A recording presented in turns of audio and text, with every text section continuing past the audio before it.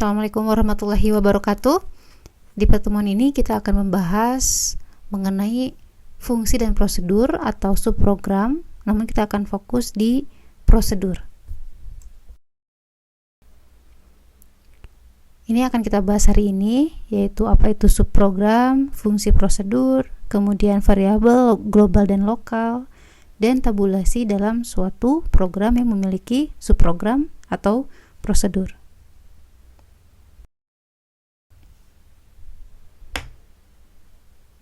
Baik, pembahasan mengenai subprogram yang terdiri dari fungsi dan prosedur.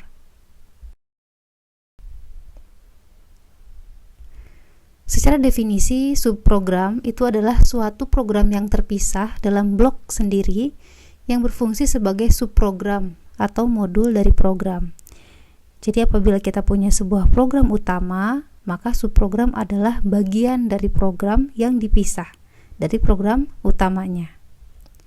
Subprogram ini adalah sebuah program kecil untuk memproses sebagian dari pekerjaan program utama, tapi masih ada di dalam satu file dari program tersebut, hanya terpisah dari program utamanya. Nah, tujuannya adalah agar program dapat disusun secara lebih terstruktur, lebih efektif, terutama apabila terdapat subprogram atau proses yang dilakukan secara berulang.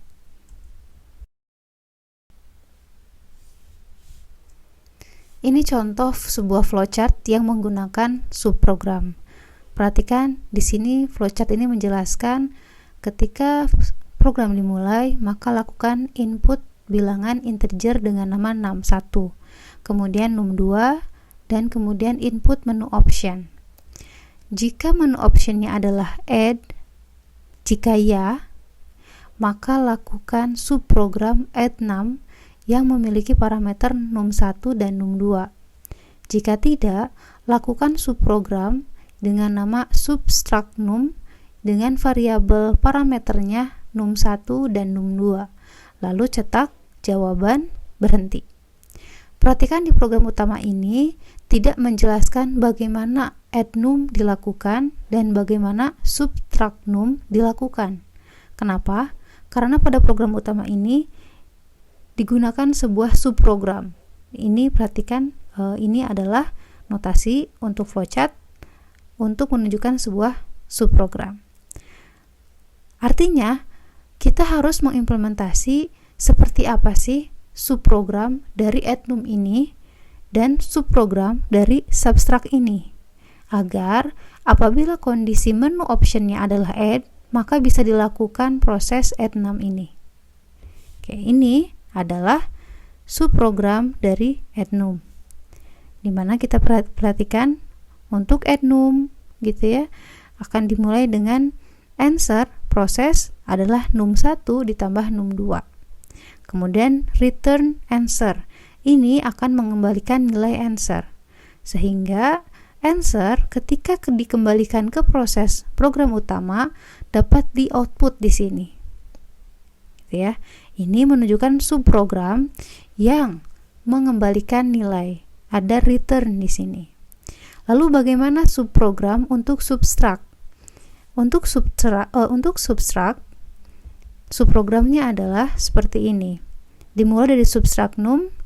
Setelah dimulai, maka ada proses yaitu answer sama dengan num1 dikurang num2. Ini pun sama, return answer. Dia akan mengembalikan nilai answer ke program utama, sehingga ketika output answer dijalankan, dia akan mencetak ke layar nilai answer sesuai dengan subprogram yang dilakukan. Nah, ini adalah subprogram dari suatu program utama. Terdapat dua subprogram gitu ya dalam sebuah program utama yang kita representasikan dalam bentuk flowchart. Setelah memahami konsep subprogram, di mana subprogram ini adalah bagian dari program yang terpisah dari program utama, seperti yang kita lihat di flowchart tadi, maka terdapat dua jenis subprogram yang perlu kita pahami. Yang pertama adalah dikenal dengan prosedur. Ini adalah subprogram yang tidak mengembalikan nilai. Seperti contoh yang sebelumnya, di yang sebelumnya ada return, mengembalikan nilai answer ke program utama. Itu adalah subprogram yang mengembalikan nilai. Prosedur adalah subprogram yang tidak mengembalikan nilai. Artinya di dalam subprogramnya hanya berisi tas-tas atau aktivitas-aktivitas, instruksi-instruksi saja yang harus dilakukan. Kemudian yang kedua adalah fungsi. Fungsi ini adalah subprogram yang mengembalikan nilai, return. Maka pasti di dalam fungsi akan ada nilai yang di return. Akan ada kata kunci return di akhir dari subprogram fungsinya.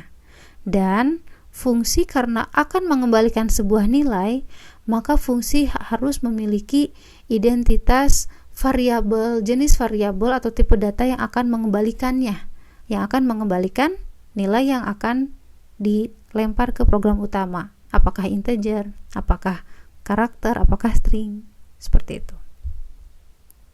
Jadi ada dua subprogram, yaitu prosedur dan fungsi. Pada pertemuan ini kita akan banyak membahas mengenai prosedur dulu. Ini representasi secara visualnya. Perhatikan, subprogram terdiri atas fungsi yang mana dia adalah subprogram yang mengembalikan nilai, ada kata kunci return, dan prosedur, subprogram yang tidak mengembalikan nilai, kata kuncinya adalah void jika digunakan di bahasa C.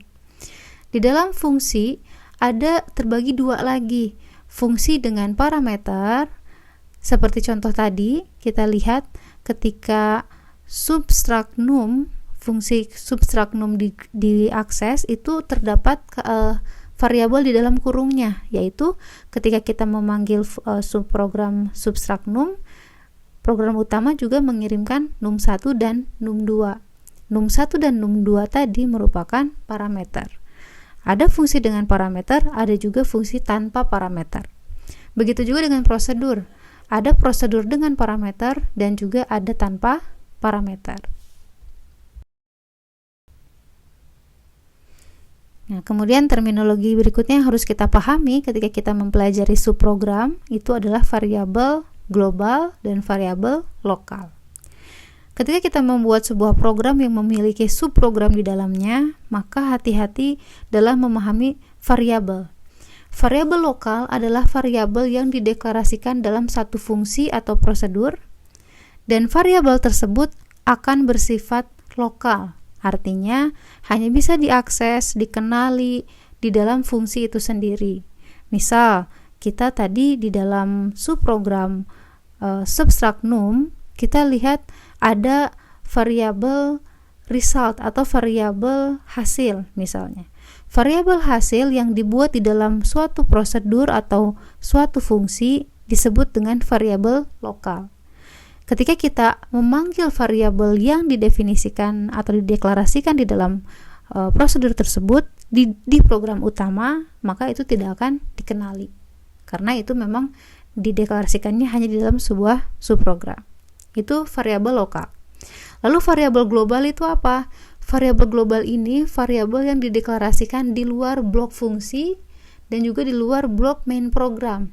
Ini bisa dikenali oleh semua yang ada di dalam program itu. Apakah main program atau mungkin ada banyak fungsi di sana. Nah, semuanya bisa mengakses variabel tersebut.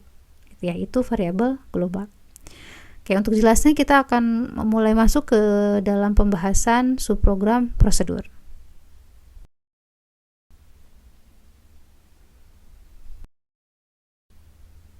Oke, baik. Kita masuk ke prosedur. Secara definisi, prosedur adalah subprogram yang berisi kumpulan instruksi ya, yang tidak mengembalikan nilai ke program utama. Prosedur diawali dengan kata kunci procedures. Prosedur dalam bahasa Pascal, kalau dalam bahasa C adalah void ya. Kemudian prosedur harus dideklarasikan, harus didefinisikan terlebih dahulu. Kemudian di sini prosedur dipanggil dan digunakan dalam blok program yang lainnya dengan menyebutkan nama atau judul prosedurnya. Ketika kita membuat subprogram, maka subprogram tersebut tidak akan secara otomatis dijalankan tanpa dipanggil. Di mana prosedur dipanggil? Bisa di program utama, bisa dipanggil di prosedur yang lain, gitu ya. Selama prosedur tidak pernah dipanggil nama prosedurnya, maka prosedur tidak akan pernah dijalankan. Kemudian prosedur banyak digunakan pada program terstruktur. Kenapa? Karena menerapkan konsep program modular, memecah program yang rumit menjadi lebih sederhana. Kemudian untuk instruksi yang sering dilakukan berulang, cukup tuliskan sekali saja dalam prosedur dan dapat dipanggil atau dipergunakan sewaktu-waktu bila diperlukan. Gitu ya. Misal dalam sebuah program kita seringkali melakukan proses penjumlahan, maka kita bisa gunakan proses penjumlahan tersebut dalam bentuk prosedur.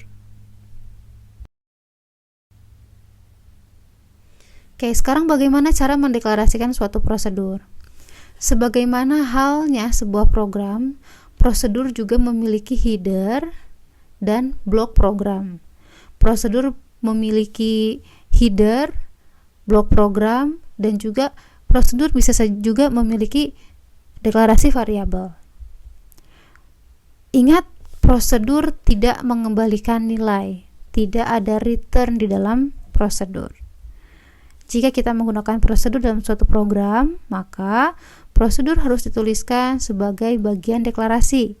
Bentuk umumnya dalam bahasa Pascal ditandai dengan kata kunci prosedur, lalu nama prosedurnya, jangan lupa titik koma. Kemudian jika ada variabel, maka di bawah prosedur kita panggil kata kunci var dan deklarasikan nama variabelnya. Perhatikan, variabel ini adalah lokal, ya, karena variabel ini dideklarasikan di dalam sebuah prosedur.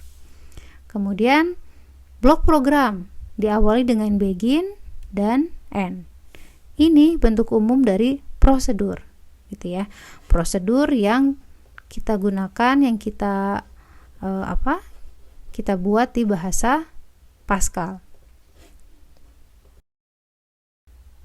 Nah, berikut adalah contoh prosedur. Misalkan kita ingin membuat sebuah instruksi mencetak hello world yang kita buat sebagai prosedur. Kenapa? Karena kita ingin memanggil atau kita ingin menggunakan subprogram ini berkali-kali. Nah, seperti biasa, kita harus siapkan dulu header dari prosedurnya. Header yaitu prosedur spasi hello, nama prosedurnya. Untuk bahasa Pascal, kalau headernya kata kuncinya void, bukan prosedur, kemudian nama voidnya hello, kurung buka tutup, kurawal buka. Di sini tidak membutuhkan variabel, maka kita bisa melewati bagian variabel di Pascal. Kemudian prosedur ini akan mencetak kalimat hello world. Maka di dalam blok programnya write ln hello world, kemudian di dalam blok program C pun sama printf hello world. Oke. Nah, sekarang saya ingatkan lagi, prosedur tidak bisa dijalankan secara otomatis, tetapi harus dipanggil.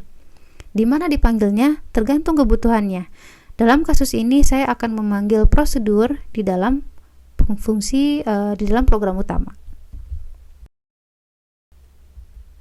Oke. Di sini saya akan mencontohkan memanggil prosedur di program utama. Di program utama dalam bahasa Pascal, kita tempatkan di bawah deklarasi prosedurnya, di bawah program prosedurnya. Ini program utamanya. Apabila di bahasa C, program utama biasanya ditempatkan di atas implementasi atau prosedurnya. Nah, berarti ini program utamanya ya. Nah, kemudian di program utama cukup panggil saja nama prosedurnya untuk memanggil prosedur. Di sini saya ingin mencetak 2 kalimat hello world, ya. Nah, maka di sini saya cukup panggil saja hello dan hello. Artinya, ketika program ini dijalankan, yang pertama kali dieksekusi itu bukan, meskipun ini tertulis prosedur adalah baris pertama, tapi yang pertama kali diakses adalah program utama. Di program utama, baris pertama adalah hello, panggil prosedur hello. Maka baris yang akan dieksekusi adalah akan naik ke atas, yaitu prosedur hello. Akan dilakukan prosedur hello, yaitu mencetak hello world, maka akan dicetak hello world. Setelah selesai end, maka dia akan kembali ke program utama baris berikutnya, yaitu hello. Di sini karena hello ada prosedur, maka akan naik lagi ke sini untuk dilakukan, yaitu prosedur hello. Apa yang dilakukan di prosedur hello? Write ln hello world, maka akan dicetak hello world. Setelah selesai, akan kembali lagi ke program utama. Di sini program utamanya selesai, maka program pun selesai. Oke, begitu juga di bahasa C. Di bahasa C, yang pertama dijalankan, dieksekusi adalah program utama. Di program utama, baris pertamanya adalah memanggil variabel, memanggil prosedur hello. Perhatikan ya, ada perbedaan untuk pemanggilan prosedur pada bahasa Pascal tidak membutuhkan kurung buka tutup. Di bahasa C, dia menggunakan kurung buka tutup.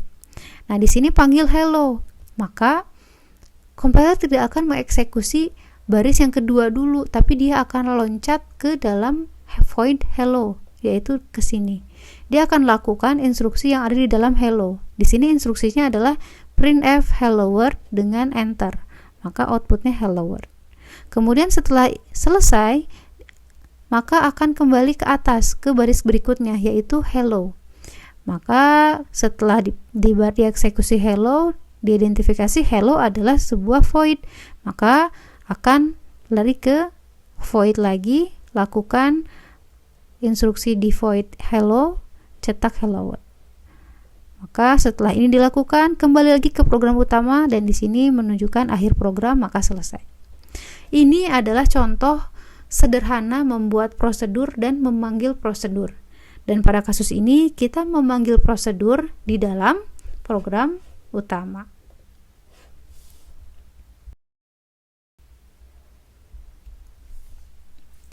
Bagaimana jika prosedur memiliki variabel?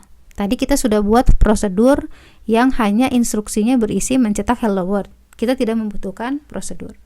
Nah, di sini misal kita akan membuat sebuah prosedur untuk mencari nilai yang terbesar di antara 3 buah bilangan bulat. Maka sama untuk header, kita tuliskan nama prosedurnya, yaitu prosedur, spasi maksimum menunjukkan nama prosedur. Begitu juga di dalam bahasa C, void nama prosedurnya maksimum, kurung buka kurung tutup, kurawal buka tutup. Oke. Kemudian karena kita membutuhkan sebuah variabel max, maka kita definisikan variabel max di sini integer, dan di bahasa C integer int max. Jangan lupa ini adalah variabel lokal. Artinya variabel yang hanya bisa diakses di dalam prosedurnya. Di sini ada if A lebih dari B dan maxnya A, else maxnya B. Ini kita sudah masuk ke subprogram, blok programnya untuk mencari nilai terbesar. Begitu juga di bahasa C. Perhatikan. Nah, sekarang kita akan coba memanggil prosedur yang sudah kita buat di program utama. Seperti biasa, kita siapkan program utamanya. Apabila di dalam program utama kita hanya memanggil saja seperti hello world tadi, ya maka kita cukup memanggil nama hello-nya saja. Tapi perhatikan, di sini kita ingin menjalankan prosedur maksimal ini dengan diketahui dulu nilai A, B, dan C-nya agar bisa dicari oleh prosedur maksimum nilai terbesarnya. Maka di program utama di sini kita meminta input dulu variabel A dan B dan C dengan readln, ya. Kemudian begitu juga di int main. Di int main ini ada yang terlewat ya, kita tambahkan di sini. Kita lakukan scanf dulu untuk variabel a ya, a, b, c dan d. A, kemudian dibuatkan b dan c. Lalu kemudian panggil maksimum. Nah, di sini ketika kita sudah punya variabel a, b dan c, maka ketika maksimum dijalankan di atas, maka dia bisa mencari nilai terbesar dari a, b dan c-nya yang disimpan dalam variabel max. Kemudian apabila ini dijalankan, maka akan menghasilkan output yaitu max. Nah, silakan masing-masing dicoba ya. Dicoba tuliskan kode program ini dan buktikan di dalam compiler masing-masing. Seperti apa output dari program yang memiliki subprogram maksimum ini. Seperti yang sudah disampaikan, di dalam suatu program yang mengandung subprogram itu akan ada variabel lokal dan variabel global. Tadi kita sudah lihat ya, variabel lokal ini variabel yang terdapat hanya pada prosedur atau fungsi yang ada di dalam program. Nah, kita akan pahami lebih dalam lagi seperti apa sih variabel lokal dan global ini. Variabel lokal ini variabel di dalam suatu subprogram. Contohnya ini seperti di maksimum tadi, max ini adalah variabel lokal. Kemudian di dalam bahasa C pun sama, ini adalah variabel lokal. Variabel ini hanya bisa diakses di dalam prosedur terkait. Nah, pada contohnya adalah max dan max di dalam variabel di dalam prosedur maksimum ini. Apabila kita akan memanggil variabel max di dalam program utama, maka bisa terjadi warning atau error. Kenapa? Karena max ini hanya dideklarasikan di dalam program, dalam subprogram atau prosedur. Kemudian perhatikan ya, untuk prosedur tidak ada return, tidak mengembalikan nilai ke program utama. Nah, kemudian variabel global. Agar semua variabel dapat diakses di seluruh program, apakah itu di main program, apakah itu di subprogram, maka kita harus mendeklarasikannya sebagai variabel global. Variabel global ini variabel yang dideklarasikan di luar blok program di dalam programnya. Nah, perhatikan ini adalah variabel global, variabel yang dideklarasikan di luar blok program prosedur dan program utama, gitu ya. Begitu juga di dalam bahasa C, ini dideklarasikannya di atas main program, yaitu setelah include int a, b, dan di luar subprogram, ya. Sehingga A dan B ini bisa dikenali di program utama, juga dikenali di dalam subprogramnya. Subprogram manapun yang kita definisikan, dia akan mengenali variabel global tersebut. Nah, perhatikan di sini ada variabel A, B, ini adalah global, namun variabel C dan D ini adalah variabel lokal. Kenapa? Karena variabel ini dideklarasikan di dalam suatu prosedur. Sedangkan variabel A dan B dideklarasikan di global, sehingga A dan B bisa dikenali di program utama, A dan B juga bisa dikenali di prosedur. Kemudian, bagaimana jika prosedur memerlukan variabel yang dikirimkan dari program utama atau dari program lainnya? Misal seperti tadi dicontoh untuk subprogram subtract num ya dan add num. Di add num tadi terdapat variabel yang dikirim dari program utama, yaitu num1 dan num2. Nah, seperti apa ya prosedur yang memerlukan variabel ini? Terdapat istilah prosedur dengan parameter dan prosedur tanpa parameter. Nah, kita akan pahami. Prosedur maupun fungsi terdapat dua jenis tadi yang sudah kita lihat di peta ya. Ada parameter dengan ada void dengan parameter, di mana perhatikan ketika kita buat headernya terdapat variabel yang didefinisikan di dalam tanda kurungnya, gitu ya. Itu adalah parameter. Ada juga prosedur tanpa parameter gitu ya. Ya berarti kita dalam membuat headernya void nama selesai. Di dalam tanda kurungnya tidak terdapat variabel yang akan dijadikan parameter. Oke. Prosedur dengan parameter, di dalam tanda kurungnya terdapat variabel ya. Variabel ini disebut parameter, tergantung kebutuhannya ada berapa parameter yang kita butuhkan. Nah, parameter ini adalah variabel yang nantinya akan dikirim atau dilewatkan di subprogram pada subprogram dari program pemanggilnya. Apakah itu dari program utama atau dari prosedur yang lain, gitu ya. Contohnya tadi prosedur max dengan 3 parameter. Contoh sebelumnya kita buat prosedur max tanpa parameter. Nah, bagaimana jika kita buat dengan 3 parameter? Maka akan seperti ini. Prosedur max A, B, C integer, yang mana prosedur max ini akan membutuhkan 3 buah variabel yang dikirim untuk bisa diproses. Apabila tidak pernah mengirimkan variabel tersebut, maka max tidak bisa menghitung atau tidak bisa mencari nilai terbesar. Ya, seperti itu. Kemudian parameter yang dikirim dari program utama ke prosedur disebut aktual parameter. Contohnya seperti ini. Ketika kita memanggil sebuah variabel, memanggil sebuah prosedur di program utama, maka apabila prosedur yang kita panggil adalah prosedur dengan parameter, misal kita panggil max dan kita kirimkan nilai parameternya, variabel parameternya dengan nilai 8 untuk A, kemudian 10 untuk B, dan 3 untuk C. Perhatikan ya, ada koma untuk membatasi setiap variabelnya.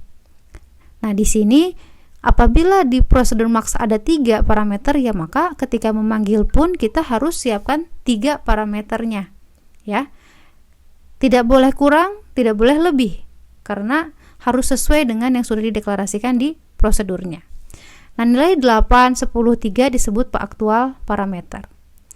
Apakah boleh kita kirimkan di dalam program utama dengan variabel lagi? Tentu boleh. Misal, kita ingin mengirimkan di dalamnya dalam bentuk variabel, tidak bentuk nilai seperti ini. Misal kita kirim dalam bentuk variabel X, Y, Z. Maka ketika ini dikirim, nilai X akan menggantikan variabel A, ya. Nilai Y juga akan mengisi variabel B, dan nilai Z akan mengisi variabel C. Seperti itu. Itu adalah aktual parameter. Parameter yang dikirim di program pemanggilnya. Nah, di sini berikutnya adalah parameter yang dituliskan pada header disebut dengan formal parameter, ya. Formal parameter seperti yang kita deklarasikan di awal, ya. Contohnya ketika kita mendeklarasikan sebuah prosedur, ini ada prosedur di depannya, maka A, B, C integer ini disebut dengan formal parameter. Jadi ada aktual parameter dan ada formal parameter. Nah, berikut contoh void dengan parameter. Di sini nama voidnya nama, ini bentuk umumnya. Ini contohnya, ada void namanya addition. Void addition ini bisa menjumlahkan apabila terdapat 2 variabel yang dikirim dari pemanggilnya, ya, yaitu A dan B. Ini adalah parameter, 2 buah parameter yang disebut parameter formal karena parameter yang ada di deklarasi prosedurnya. Di dalam prosedur addition akan dilakukan penjumlahan, di mana terdapat variabel lokal di sini R, ada prosesnya, R adalah A tambah B. A tambah B diperoleh dari parameter yang dikirim di sini, ya, di sini. Kemudian cetak jumlah yaitu %D dari R. Ketika ini dipanggil, maka 3 proses ini akan dilakukan oleh subprogram addition. Prosedur mencetak nilai ke layar yaitu jumlah, tapi tidak mengembalikan nilai. Nah, bagaimana jika tanpa parameter? Kita ulang. Di sini adalah bentuknya void nama dalam kurung yang kosong statement. Contohnya kita akan membuat variabel kita akan membuat subprogram addition tanpa menggunakan parameter. Maka di sini kita bisa mendeklarasikan A dan B-nya di sini gitu ya. Kemudian ini menjadi variabel lokal, kemudian kita scanf di dalam subprogramnya untuk A dan B-nya, lalu kita cetak hasilnya. Kedua subprogram ini menghasilkan output yang sama, tetapi untuk yang dengan parameter, subprogram hanya bekerja untuk menjumlah saja. Dia tidak memikirkan nilai A dan B-nya. Kenapa? Karena A dan B-nya akan dikirim dari subprogram pemanggil atau program pemanggil, program utama. Tapi subprogram dengan tanpa parameter, di dalam subprogramnya dia melakukan dari mulai deklarasikan variabel A, B-nya, kemudian juga dia inputkan A, B-nya, dan dia jumlah, kemudian dia print. Itu perbedaannya. Nah, tinggal nanti kita lihat kasus seperti apa yang cocok untuk parameter dengan untuk prosedur dengan parameter dan prosedur tanpa parameter. Nah, ini contoh tadi ya, prosedur dengan parameter. Di sini kita punya maksimum dengan parameternya A, B, C, sehingga nanti ketika kita memanggil prosedurnya, kita juga harus sertakan variabel aktual parameternya, yaitu A, B, C. Begitu juga di dalam C, kita buat sebuah prosedur maksimum dengan formal parameternya A, B, C. Maka ketika kita panggil di program utama, kita juga harus menyertakan aktual parameternya. Oke, silahkan untuk latihan dicoba setiap contoh dari prosedur ini di compiler masing-masing, kemudian lihat hasilnya. Kemudian untuk latihan berikutnya, silahkan tentukan output dari pseudocode ini secara manual, bukan dengan compiler ya. Perhatikan ada variabel global, ada sebuah prosedur, dan ada program utama ya. Di dalam program utama ada definisi variabel A sampai E-nya, kemudian ada pengulangan, dan ada mencetak G2 A, B, C, D, E. Nah, silahkan dicoba untuk membuat tabulasi outputnya ya, berdasarkan pseudocode ini. Oke, cukup untuk subprogram prosedur kali ini. Terima kasih. Assalamualaikum warahmatullahi wabarakatuh.